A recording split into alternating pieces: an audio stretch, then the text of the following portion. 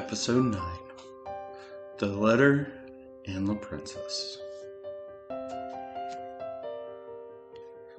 The farmer unfolds the letter, and the letter reads: Dear Leto, my friend, my ally, I have known you for you were living at one of the border towns, so I guess it would be this remote village most individuals go to hide. Gorlock, also, is a close friend of the family's, and lets me know who's living in this lonely town. I do hope you are not getting fat in your old age, and that you still are a capable swordsman, as your twisted tongue was, or that you have found a maiden that keeps you warm at night. But I do request this one last thing of you, as the former commander of the Royal Guard. There is a package that comes with this letter. A humble servant of mine and her brother need your protection until I can figure out how to return them to their rightful place. You will find more instructions within my favorite animal along the broken trail of blood. Be careful, my old friend. Even the skies can see what this package holds and what awaits a rabbit in the bear trap.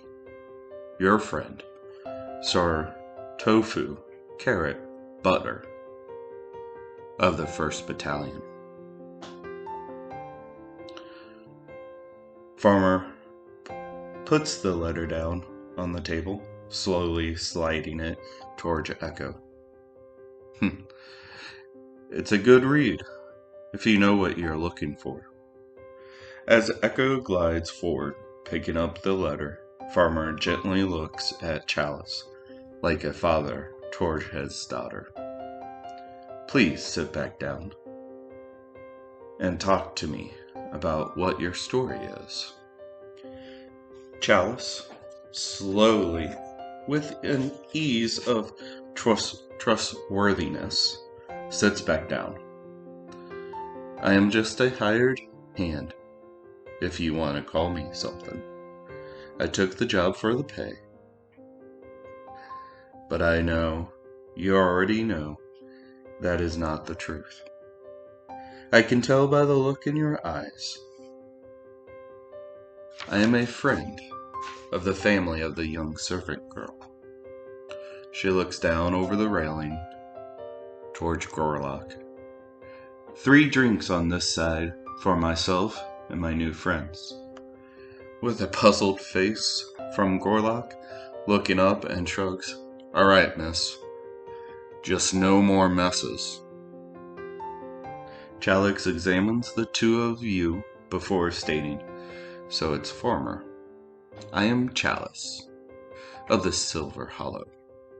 She pulls back her green driving cap and lifts her red hair to show off jeweled elven ears. You see, we all have something to hide. Love there is from the Double Moon tribe, now a free slave, and a gladiator champion of the Dragon Ring. She is mine and I am hers. That is all you need to know of our relationships. Farmer tenses up his shoulders, meeting her gaze. The servant that is trying to be a noble. Who is he to you? Chalice bubbly explains. He came with the carriage. We can take him or leave him, but he does come in handy in a pinch. As she winks at you, Farmer. Echo with his gracious voice. Farmer, it looks like a contract, passing the letter back to him. You might want to find the blood trail to the rabbit hole. Chalice gets all bubbly more than she has before. Oh, code talk! I haven't done this in a long time. Let's see. The rabbit hole may have blood and it twisted into the white fur inside of a pumpkin. She looks happier with herself knowing code talk.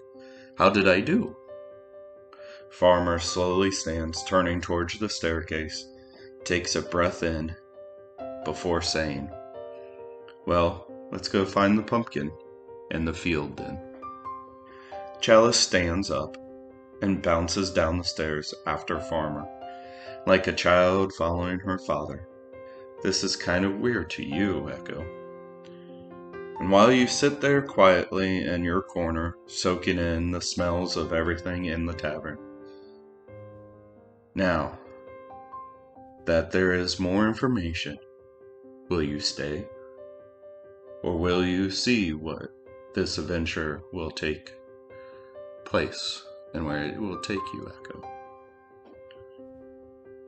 As the fresh air of the outside is a warm welcome to Farmer, who stops to take in the breeze, and he points towards the clouds of the west that he saw earlier. Storm is on the move.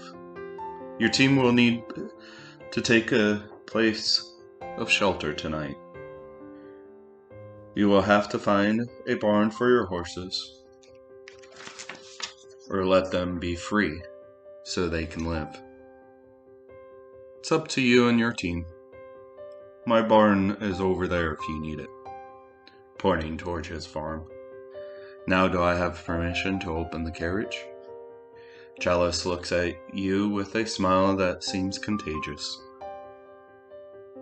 You sure do have my permission, but know I am watching you. As the farmer opens the carriage, the wind stirs up, bringing a new smell of fresh sulfur and rain. You know this mixture. You've seen it before, and you've smelled it before.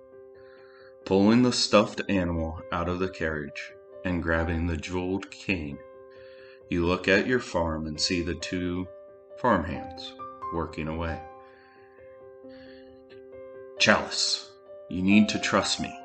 Get your people into that temple. Pointing over to the abandoned temple, you toss the cane to her. The storm is almost upon us, faster than before. You turn, slapping the horse's rear end as you swing the axe down, setting them free. You start yelling and screaming at them. The horses take off, and you watch them start sprinting towards the east. Chalice looks at you with a gaze that depicts, should I trust this person? But before she could say anything, Farmer, you start yelling at your farm. Boys, run, take shelter now. You turn. Look, Chalice, we don't have much time for small talk or code. Get your team into the temple now. Let Echo know also. I will meet you there once I get back from the farm. You start walking with purpose through the wind as it starts picking up in the direction of your farm, and most likely what was in that chest.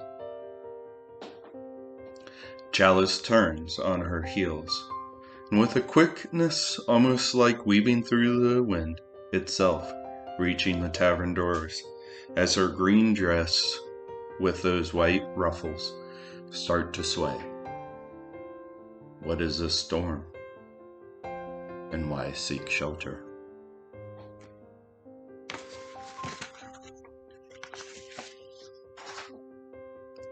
Next time on Silver Mammoth Saga, Episode 10. Inside the tavern, you can hear the walls buckle and creak as the wind hits the wooden slats. The older gentleman with his white hair, well-kept, clean-shaven face that shows his age, and with well-tailored outfit that sits there all day reading, stands rapidly, shifting the books on the table into his pouch. He slips through the tables, briefly stopping at Echo's table. His voice cracks, and is a little higher pitched than most men. Go to the temple. I'll explain everything there. As hurriedly he says that, down the stairs, through the door, almost knocking over Chalice. Don't forget to subscribe. Till next time.